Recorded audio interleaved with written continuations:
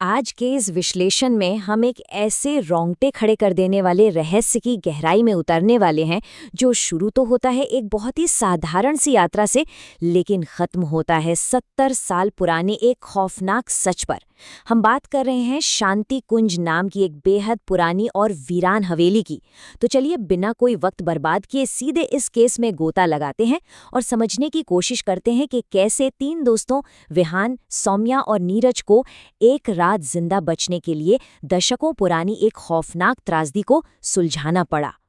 यहाँ सबसे बड़ा और बेचैन करने वाला सवाल ये उठता है कि आखिर होता क्या है जब एक 70 साल पुरानी गलती खत्म होने का नाम ही नहीं लेती। जरा सोचकर देखिए, एक सुनसान कच्ची सड़क, रात का घना अंधेरा और अचानक बैलगाड़ी का टूट जाना।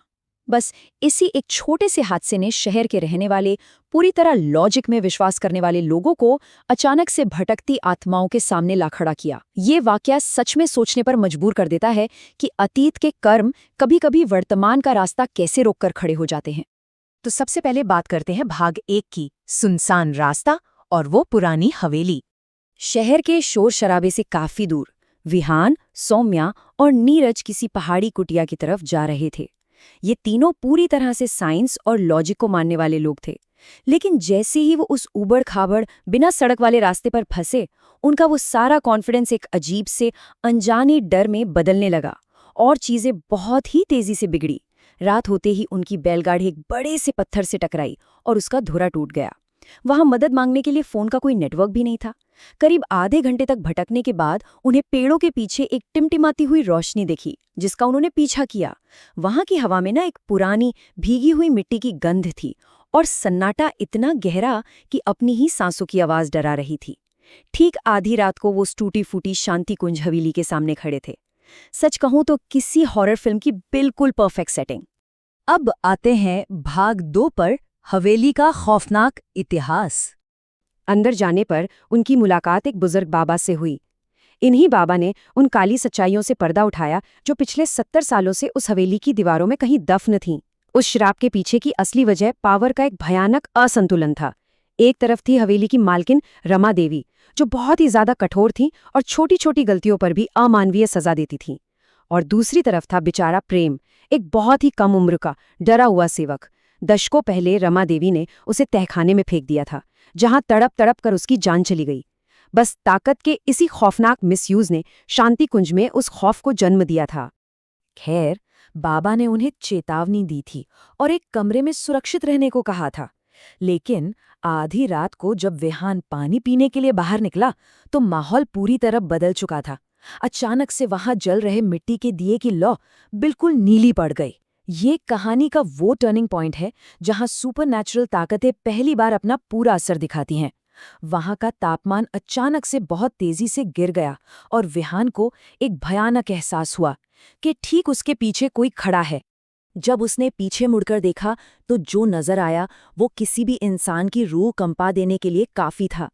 मैले कुचैले कपड़े पहने एक छोटा सा लड़का खड़ा था, लेकिन सबसे डरावनी बात क्या थी? उसकी आंखों की जगह सिर्फ काले, खौफनाक और गहरे गड्ढे थे। उस आकृति ने बहुत ही धीमी और दर्द भरी आवाज में कहा, मालिक, मुझे बहुत तकलीफ हो रही है। ये कोई इल्यूजन या भ्रम नहीं था, ये सच में प्रेम की तड़पती हुई आत्मा थी जो अपना दर्द बयां कर रही थी। यहाँ से हम बढ़ते हैं भाग 3 की तरफ, डायरी के पन्नों में छिपा सच। जब विहान घबराहट में वापस कमरे की तरफ भागा तो बाहर दरवाजे पर एक दस्तक हुई। वो बाबा थे और उनके हाथों में एक पुरानी सी डायरी थी। अब देखें, ये डायरी कोई मामूली किताब नहीं थी, बल्कि 70 साल पुराने एक बहुत ही भयानक अपराध का सीधा सीधा सबूत थी। इसमें रमा देवी ने खुद अपने हाथों से लिखा था, मैंने उसे तहखाने में भेजा, सुबह उसका शरीर नीचे था, मैंने किसी को नहीं बताया। मतलब अब ये कोई मनगढ़ंत भूतों की कहानी नहीं रह गई थी।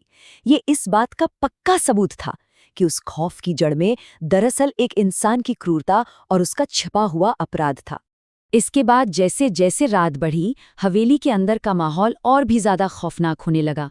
बाहर अंधा कर देने वाला बहुत घना कोहरा छा गया था। दीवारों के अंदर से पुरानी जंजीरों के खनकने की आवाजें आने लगी और पूरे गलियारे में एक औरत के चीखने की आवाज गूंजने लगी, मुझे मेरा सेवक वापस दो। तापमान इतना गिर गया था कि सब जमने लगा था, ये अंधी और बेचैन आत्माएं हवेली के अंदर एक दूसरे को पागलों की तरह ढूंढ रही थीं और हमारे तीनों दोस्त उस खौफ के बीच बुरी तरह फंस चुके थे। और यहीं से शुरू होता है भाग 4, आत्माओं से आमना सामना। रात का तीसरा पहर शुरू हो चुका था। बाबा के मुताबिक यही वो समय होता है जब भटकती हुई आत्माएं सबसे ज्यादा ताकतवर होती हैं। बाबा ने सुरक्षा के लिए उन सबकी चटाई के चारों ओर हल्दी की एक रेखा खींच दी थी। लेकिन तभी कमरे में रखा वो दिया फड़फड़ाकर बुझ गया। पूरा कमरा एक भयानक अंधेरे और हड्डी कंपा देने वाली ठंड में डूब गया। और तभी बिल्कुल कान के पास एक बहुत ही धीमी सी सिसकी सुनाई दी। भैया, मेरे साथ खेलोगे? उस घने अंधेरे में बिना आंखों वाली किसी आकृति का इतने करीब होना सच में ये दहशत से जमा देने वाला पल था। और ठीक उसी वक्त हवेली की पुरानी घंटी धीरे धीरे 3 बार बजी। 1, 2, 3। डायरी में ये साफ लिखा था कि जब घंटी 3 बार बजे तो इसका मतलब है कि प्रेम बाहर आंगन में है और बुला रहा है। ये एक बहुत ही साफ और खौफनाक वार्निंग थी कि अब बचने का कोई रास्ता नहीं बचा था। फाइनली हम आते हैं भाग 5 पर, अंतिम प्रायश्चित और मुक्ति। अब ये वो वक्त था जहां चुपचाप डर कर बैठने से सुबह तक जिंदा बचना बिल्कुल नामुमकिन था। तो विहान ने एक बहुत ही खतरनाक लेकिन लॉजिकल प्लान बनाया, इन आत्माओं से सीधे बात करने का प्लान। सबसे पहले उसने बाबा के मना करने के बावजूद उस हल्दी के सेफ घेरे को पार किया। फिर फर्श पर बने गीले पैरों के निशानों का पीछा करते हुए वो सीधा प्रेम तक पहुंचा। वहां पहुंचकर उसने एक बहुत बड़ी शर्त रखी कि प्रेम की मालकिन रमा देवी को भी वहां आना होगा। और अंत में उसने उन दोनों के बीच माफी की मध्यस्थता की। देखा जाए तो किसी भी इंसान के लिए ऐसा करना एक अकल्पनीय और जानलेवा कदम था। लेकिन यकीन मानिए, ये कदम काम कर गया। हवेली के दालान में रमा देवी की आत्मा प्रकट हुई, जली हुई, बिल्कुल लाल आंखों वाली। प्रेम ने डरते हुए उनसे माफी मांगी। लेकिन तब उस खौफनाक मालकिन ने जो कहा वो हैरान करने वाला था। उसने कहा, गलती तुम्हारी नहीं थी मेरे बच्चे, गलती मेरी थी। पूरे 70 सालों में पहली बार रमा देवी ने अपना अपराध स्वीकार किया था। इस एक सच्चे पश्चाताप ने उस हवेली के श्राप को हमेशा के लिए तोड़कर रख दिया। दोनों आत्माएं एक दूसरे के गले मिली और एक बहुत ही तेज रोशनी के साथ हमेशा के लिए मुक्त हो गईं। रात भर की वो सारी दहशत, टूटी हुई गाड़ी, वो जानलेवा कोहरा और खौफनाक आत्माएं अब सब अतीत बन चुकी थी। जैसे ही वो आध्यात्मिक कर्ज चुकाया गया, सुबह का नजारा बिल्कुल अलग था। पता है, जो बैलगाड़ी रात में बुरी तरह टूट चुकी थी, वो सुबह बिल्कुल ठीक हालत में खड़ी थी। सारा कोहरा छट चुका था और रास्ता बिल्कुल साफ था। ऐसा लग रहा था जैसे उस आत्मा की मुक्ति के साथ ही फिजिकल रियलिटी ने खुद को पूरी तरह से ठीक कर लिया हो। इस विश्लेषण को खत्म करते हुए एक बहुत ही गहरा सवाल पीछे छूट जाता है। क्या जिन भूतों से हम इतना डरते हैं, वे असल में सिर्फ एक उस माफी का इंतजार कर रहे होते हैं जिसे मांगने से इंसान हमेशा कतराता है?